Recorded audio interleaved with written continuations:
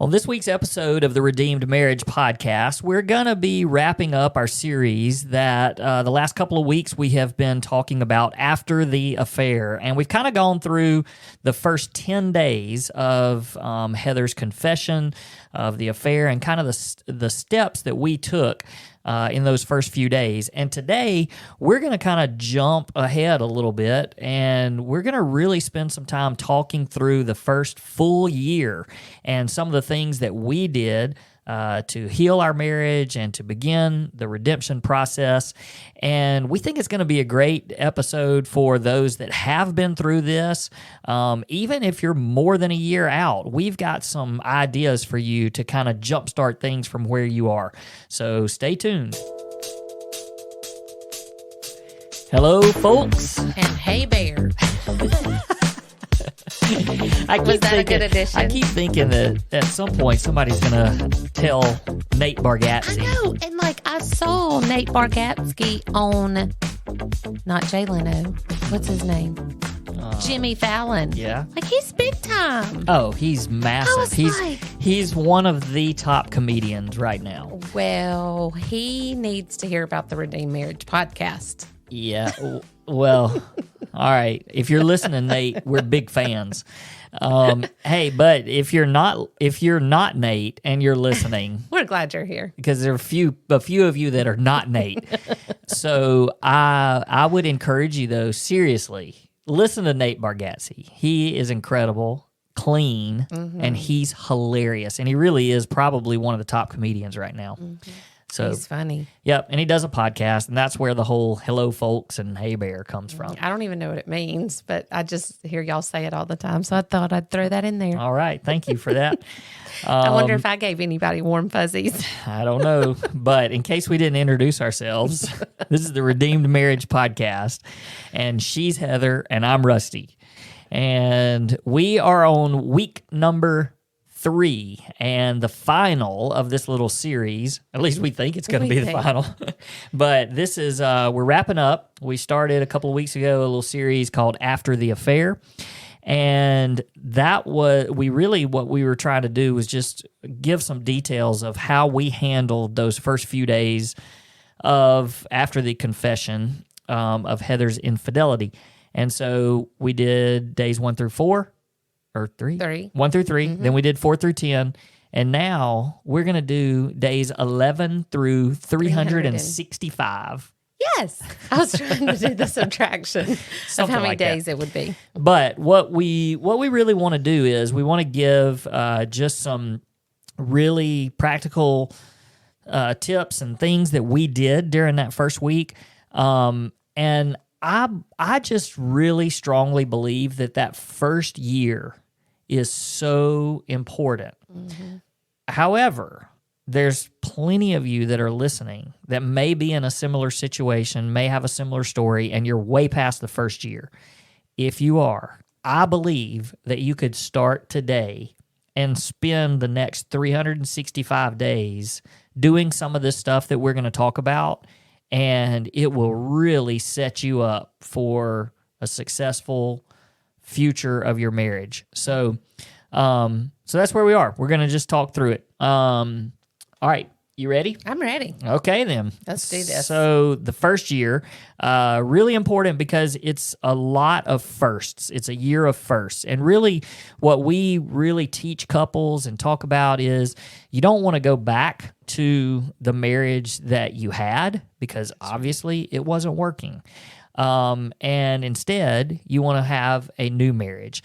Now, some of you that are listening, you do not have this type of betrayal in your past, and praise the Lord for that.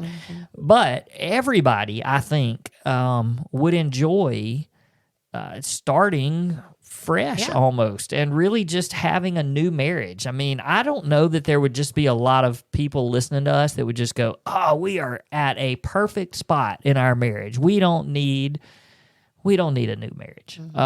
But I do think that there's some that are like, we're in a good spot, it's okay. But I want, you guys to feel free to take some of these things and incorporate them into your marriage, no matter where you are, no matter what's happened in your marriage. So back to where we were after day 10. So Heather and I were back living under the same roof. We had spent a little bit of time apart, but there was still a lot of trust issues. Okay. And so we, I don't remember how much on the last episode we talked about you coming home. I do remember saying that you came home because that Wednesday night was so rough for me, and I felt like part of it was because you were back in the house. Sure. And just the spiritual warfare. But you stayed on the couch for quite a while, and you really started working because that Friday, 10 days later, was when you had the real encounter and experience with God, and you really just started, heavily investing in your spiritual walk. And I started noticing that. And at some point, I loved what I was seeing. And so I went and invited you to come back to bed. But I said, don't touch me. That's right. That's right. And I think that was probably about a week after, not after confession, but a week after kind of my transformation, I should say. It was probably about a week to a week and a half after that. Yeah, that sounds about right. And I just remember you coming in and sitting beside me. Like I was already on the couch and you were already in the bed, and we'd already said goodnight. And then I heard you get out of bed and you came in and you just sat beside me on the couch, or, sat with me and said, hey, I think I want you to come to the bed. Yep. But don't touch me. Yeah. And I could do that. I was very, very still. I just stayed all the way on the edge. I was so thankful to be in my bed. Well, I just remember it being a big step for me. And, those were just, again, it was little firsts along the way. And that was kind of the first real step I took to saying, I'm going to really try to trust you. Yeah. So the biggest thing that I think happened over those next couple of weeks or so, and really more than a couple of weeks, but that's where it all kind of jump-started, was just our communication level with each other. It reached a spot that it had never been before, because we were just so open with each other. And excuse me, wow, that came out of nowhere. But I think that I'm having deja vu. I know. Hey, by the way, for those of you who follow along, my cough is so much better. It is so much better. Still hits every now and then, but I'm not dying anymore. At least not that I know of. But we really started working hard on our communication. And I don't know that we were working hard on it. We just knew that we had to talk a lot. We went on tons and tons of walks, and where we just talked, we opened up.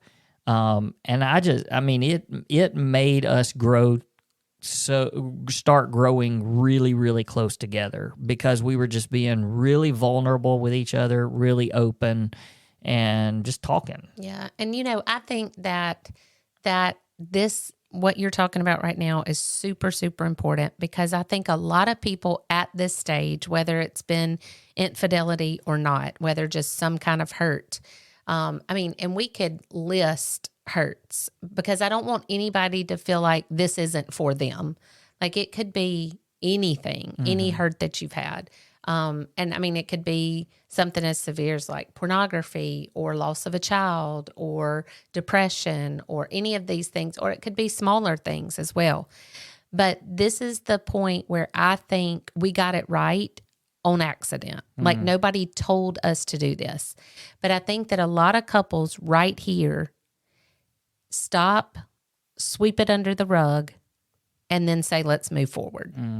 Instead of really digging in and doing the hard work and figuring out how you got to the point that you are. Like, how did we get here? It's not enough to say, okay, we're going to just, and I know ours was public, blah, blah, blah.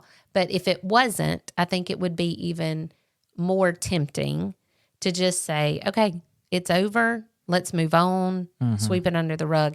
And that brings about no heart change.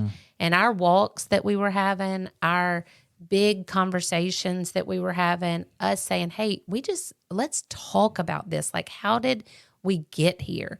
That is what started the healing journey for us. And so I don't want people to miss that. Yeah, and I think by you talking about just not sweeping it under the rug, we talk about it so much where we say just be okay with kind of sitting in it, not that you want to stay stuck. It's just that you're okay. And that's why I keep saying this whole 1 year thing. Like, I think it's just, we should at some point probably write a book about the first year. Yeah. Because I just think it is so important that people sort of have that in their mind, that this is gonna take us a full year of just being really, really intense. And I think those that are maybe even past the year point, if they just kind of today said, all right, well, we missed out on that, Sure. that for that first year, but that doesn't mean that we can't do it from right now. That's right. And then if you start for the next 365 days just focusing like a crazy person on your marriage, Yep. then a year from now, you're going to see some massive changes. And, we didn't know. It's not like somebody told us it was going to be a year. That's right. This is just our experience, and what we saw after a year was so significant. Yeah. But I do want to say that we have had a time in our life where somebody told us it was going to be a year, and we knew it was going to be a year before it ever started. When I was diagnosed with breast cancer 7 years ago, I remember sitting in my oncologist office and her saying, this is going to be a year of your life. Like, this is, for what I was dealing with, it was going to be, a year of chemo, 6 of the hard stuff, then a double mastectomy, and then all the reconstruction, and then the rest of the chemo that finished after a year. And I remember her saying, like, you can make it. Like, this is what you're looking at. So I hope that the hope that I felt in that moment sitting with my oncologist and knowing that after a year things were going to look different, that people can listen to us and hear that after a year, it may not be perfect, but man, is it going to be in a better spot than it is today if you are able to take these steps. Well, it's kind of like with your whole cancer thing. If, you knew it was going to be a long road. Right. And we both did. And we knew that, the year was the thing that was said to us. And if, 4 months into it. 4 chemos in, I was done. If you were like, nah, I'm done, well, you would have died. Yeah. So, that's... And I know that sounds really harsh, but you couldn't just decide. That's right. No, I'm not. This is too hard. Let's forget about it now. And so I think it's the same thing with this. It's like we're telling you that if you put a full year of just really hard work into it, it's gonna make a huge difference. That's right. And not saying, but we're two years in, and it hasn't helped. Well, let's start fresh. Right. Like, let's start now and do the things that we were able to learn, put those things into place. Yeah, that's good. So another thing that we were very strict about were the boundaries that we put up. And we talked about boundaries on specific episodes before. But there were massive boundaries that we still have to this day, but some of them were even more extreme just during that season of our life. And one of them was social media. You just completely got off of social media. We already mentioned that I had your phone for a while. There were no passwords. There was nothing hidden from either one of us. We could see every text that came in. We could see any type of social media, that had been previously, or any emails, anything. It was just everything was wide open, and we're still like that. We are on social media, obviously, because most of you That's how you follow found us. us. So, yeah. And so there are good things about it. But for that season, That's right. we had to, you removed yourself. I think I did too, in fact, because, we didn't come back until we kind of started our marriage ministry. So, there were just tons of boundaries, and of course, I mean, the boundaries that should have been in place all along. Not communicating with members of the opposite sex, and not being alone with them, and obviously the flirting and everything else that went on. That was just done, and we were just so strict about that. And we were just intentional Yes. with each other in that area. Yeah, and another thing that I've thought about is just how also in that season we really transitioned into, which we should have done this all along, but our family, really the four members of our family. So me and you and our two boys, it was just family first above everything. And really it was me and you first. And so, friends, which we lost a lot of friends through the process, but even the ones that stayed close to us, they were certainly a backseat to what was going on, so that we could. And I think that God gave us new friends along the way too, and they still we had to be very, very careful to keep them at, what did you say? In the back seat, a back seat to what was going on. Yeah. Because we just had to put ourselves and our marriage and our family first. And it really changed everything, because we used to really like to go out with friends a lot, just even family friends, and like with our kids and stuff. And it just transformed even that to where our family just became so important. And really, even today, we would rather just be with each other. Right. We have great friends, and we love being with the friends that we have. And we definitely enjoy having good friendships and close friendships, but nothing really compares anymore. That's right. Because I can remember always coming home and being like, "It's Friday night. Like, what are we doing?" Right. Right. And like we had to go do something, because we both still are people. Right. But I think, put too much emphasis on that. And now it's like we are perfectly fine if it's popcorn in a movie, just us or just with our boys, and it's fine. Yeah. It's great.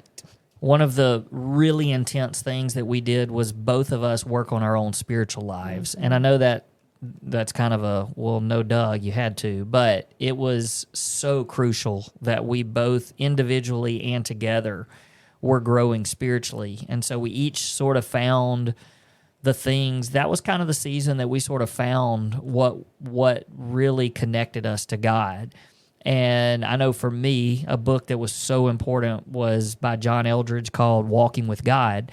And it was just how to really have daily communication and conversation with God. And it's carried on through all of these years since then.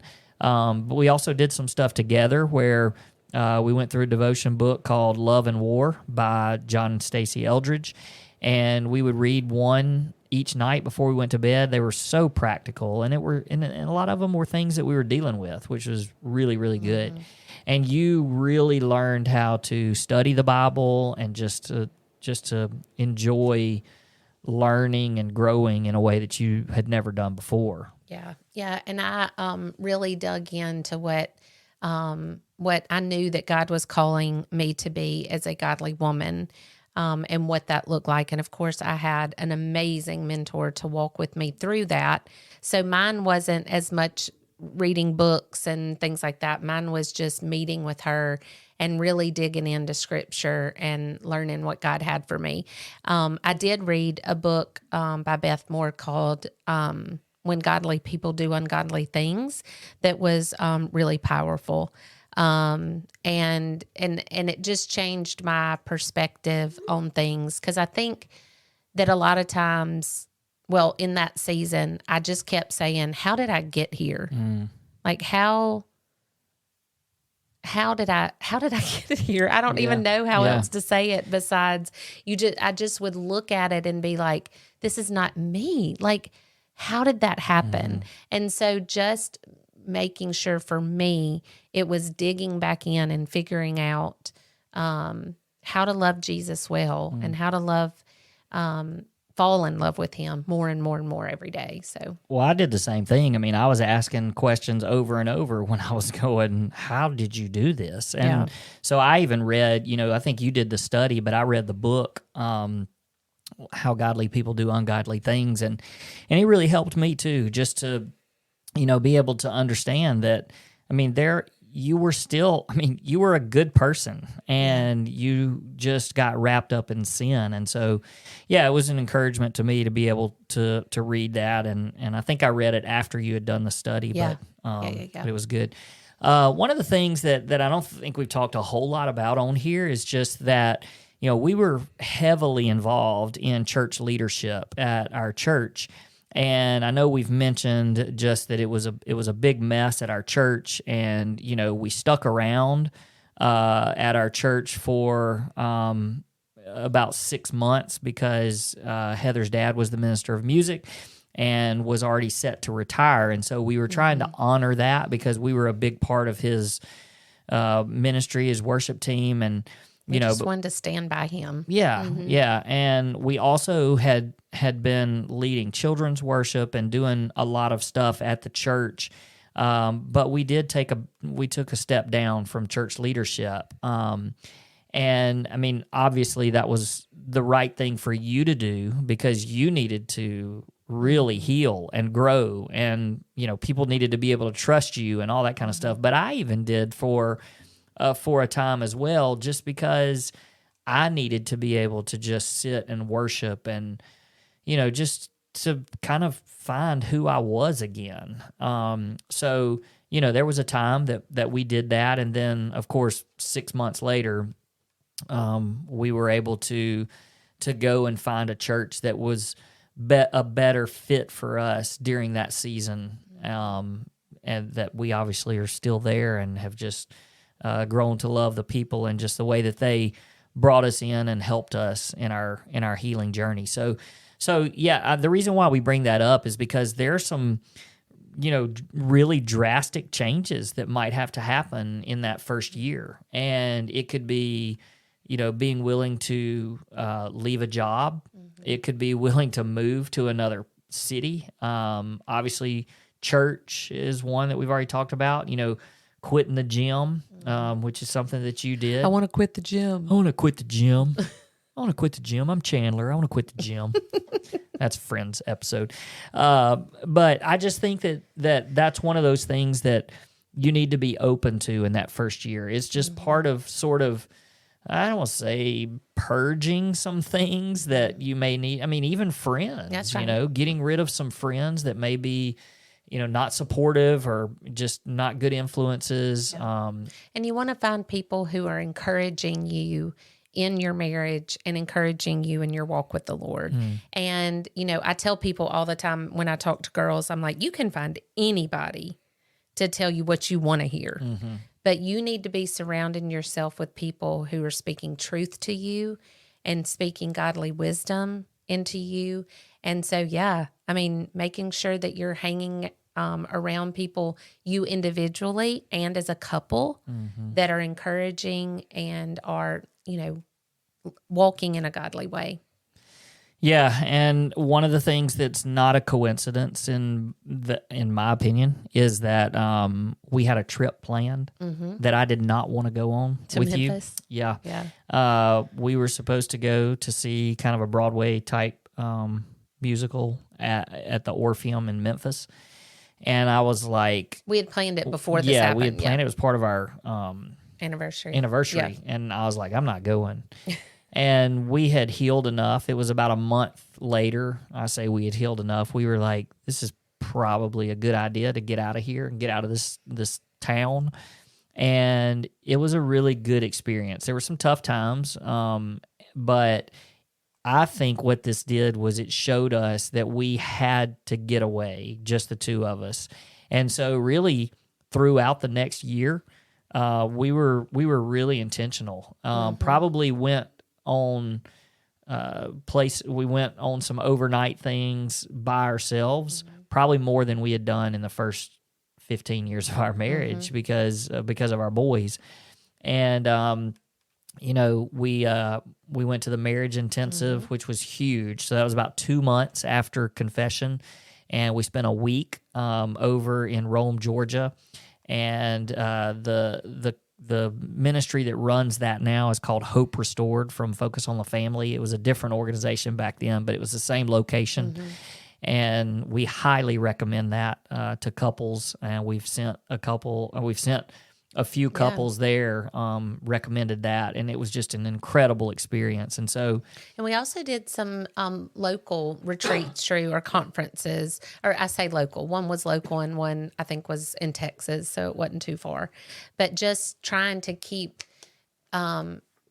current and listening to people talk about marriages and how to have a healthy marriage was just super important. we were just soaking it all in. Yes, I mean, absorb, like sponges. Like the one that was local was Kirk Cameron, and it was such a good. I mean, we just went for the night, and I don't know. Those were just things that I don't think we were really interested in before that, and we just got so excited about it. And we went to Gary Smalley and Ted Cunningham over in Dallas, and we just anything that we could do, and along with that was the books. I know we've mentioned this, but I read over 30 books from August to January, and it was just whatever I could find, anything that I could find that could help me with my marriage. And we're just talking about how important that first year is, just to.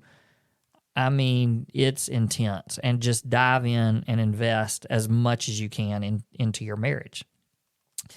Let's see. What else have we? We went to counseling.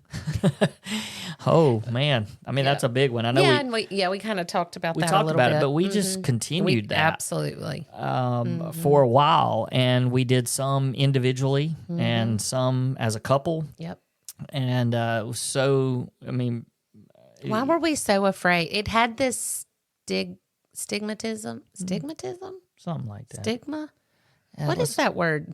Let's not try to use big words. It had this it revolutionized. Perception. I used revolutionize the other night in marriage coaching, and you were like, "Whoa, what a big word!" It wasn't big to me; it's just big to you.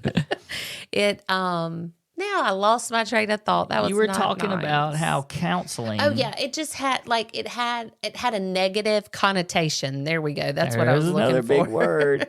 Along with it, to me, it just did. Like I thought, if you say counseling, if you say you're going to counseling, it admits something's wrong. Yeah, that something's wrong, or that you're weak, and that you there need was help. something wrong with us, there was. But that's what I thought, and oh my word, has that changed? Oh yeah. I mean, I think everybody ought to be in counseling. Probably.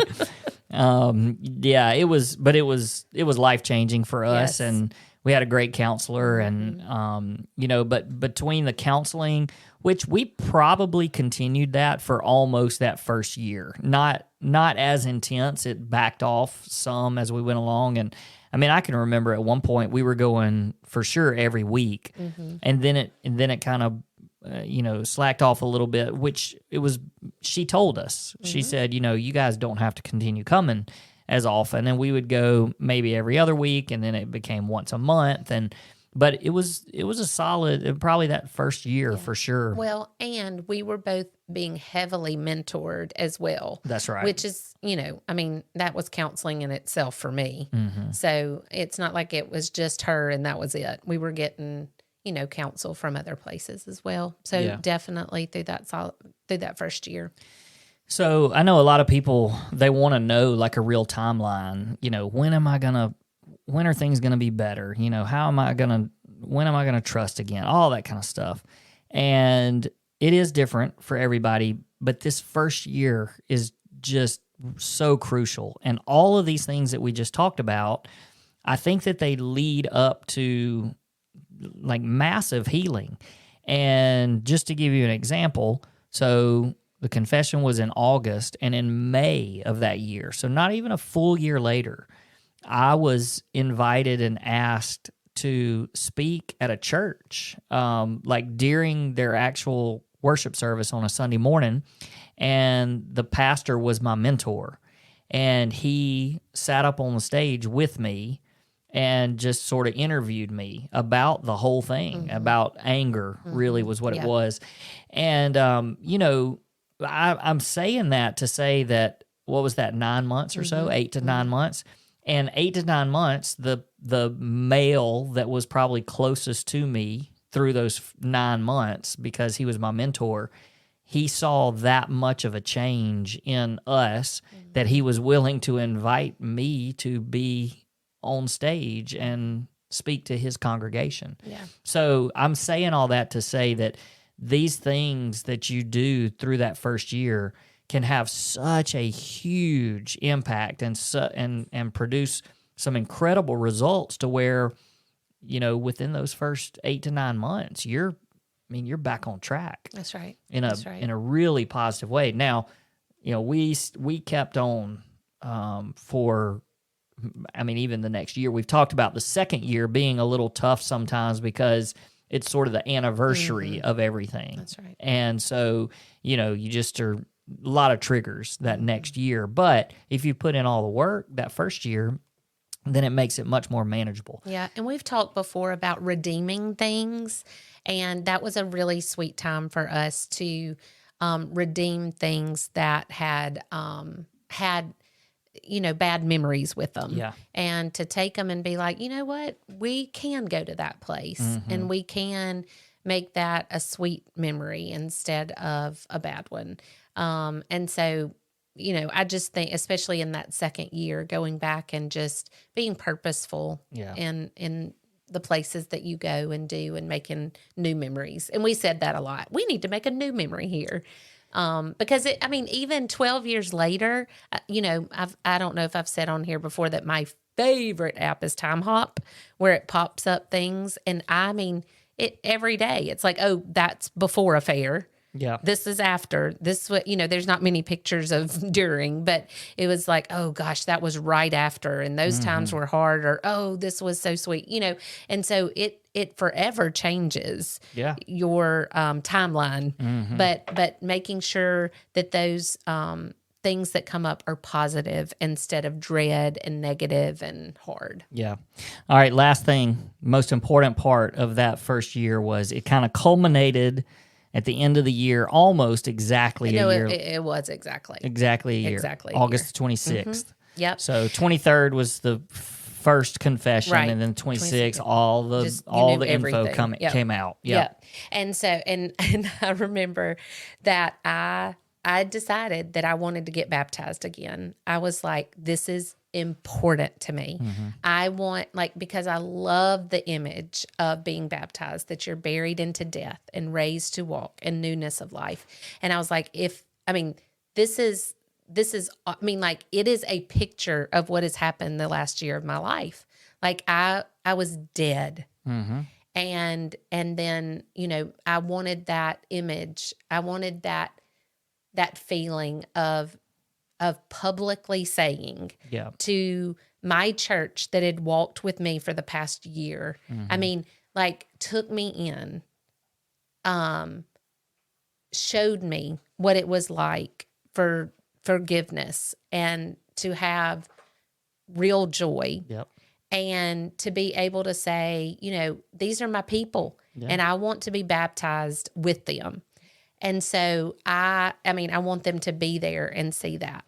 And so I can remember standing with you in church and me saying, I want to do that, because they announced that we were having a public outdoor baptism. And we call it Identify. Thank you.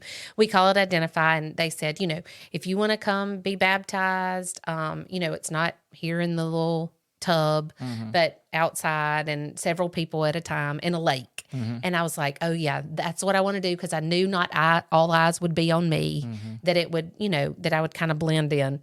And so they put that date up there, and if it wasn't exactly 1 year from the time that everything came out. And so it was literally 1 year to the day. And that's not an accident. Right. Only God's timing could have done that. And so looking back, so when we say a year, our literal year that's what it looked like. And talk about redeeming Yes. dates and Yes. redeeming things and Right. places. And, Because August 27th or August 26th on your calendar can look so different a year later. Yeah, Like how that's right. hurtful it was, but how beautiful it was a year later.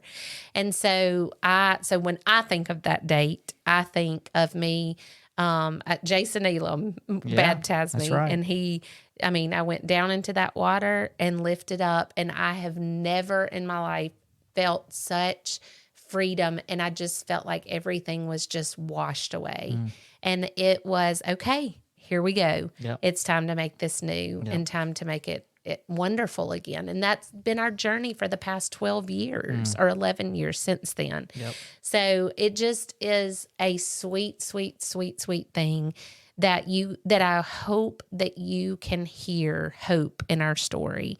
That no matter where you are, if you're on day 1 or if you're on day 365 or whatever day you're on, that there is hope and there are steps that you can take, very purposeful and very sure steps to make sure that you have a marriage that's worth fighting for. It's a good word. We're going to end it right there. Hey, thanks, guys, for listening this week. If you get a chance, leave us a rating and a review on the podcast app that you listen to us on, and we'll see you guys next week.